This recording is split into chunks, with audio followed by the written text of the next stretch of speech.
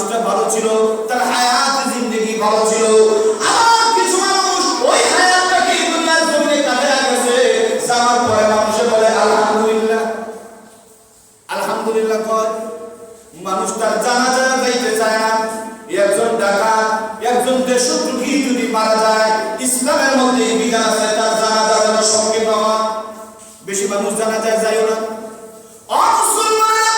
আজকে তার ওই হায়াতের কারণে, তার জিন্দেগির কারণে যে সময়টা দুনিয়ার জমিনে অতিবাহিত করেছে, ওই জমিনের মধ্যে ওই সময়টাকে খারাপ ভাবে কাটানোর কারণে আজকে তার উপরে তো দুর্গতি আসলো। তাই আপনারা বলেন এই হায়াতের জিন্দেগি ডাকাত আর দেশদ্রোহীর জন্য নিয়ামত না গজব? জুড়ে বলুন না, নিয়ামত না গজব? গজব হয়ে গেল। অথচ ওই একই হায়াতটাই আরেকজনের জন্য নিয়ামত। আজকে হযরত মাওলানা বিলাল আহমদ সাহেব রাহিমাহুল্লাহ, উনার এই জিন্দেগিটা এমন সুন্দরভাবে উনি কাটাইয়া গেছেন, যার কারণে মানুষ উনার এত সুনাম করতেছে, উনার জন্য কাঁদতেছেন আর বলতেছেন উনি এমন একটা জীবন কাটাইয়া গেছেন, এই জীবনটা তার জন্য ছিল নিয়ামত। উনার জন্য এই জীবনটাই ছিল নিয়ামত।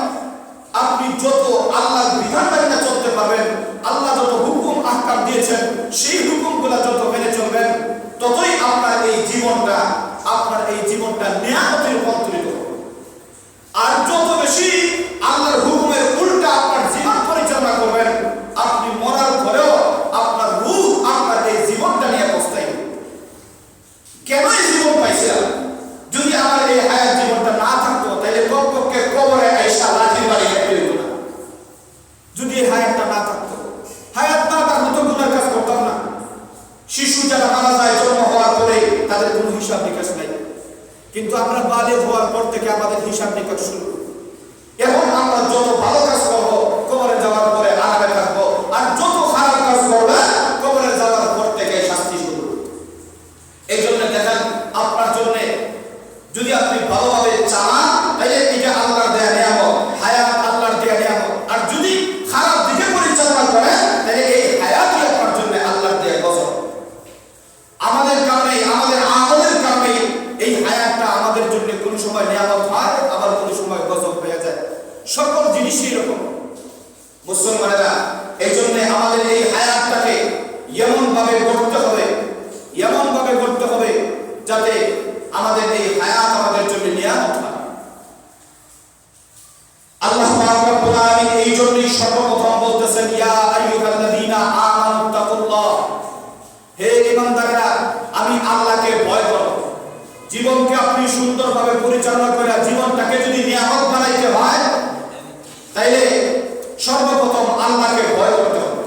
যদি আল্লাহর ভয় আপনার অন্তরে থাকে, তাহলে তেড়াতেড়া রাস্তায় আপনি যাওয়া সম্ভব না।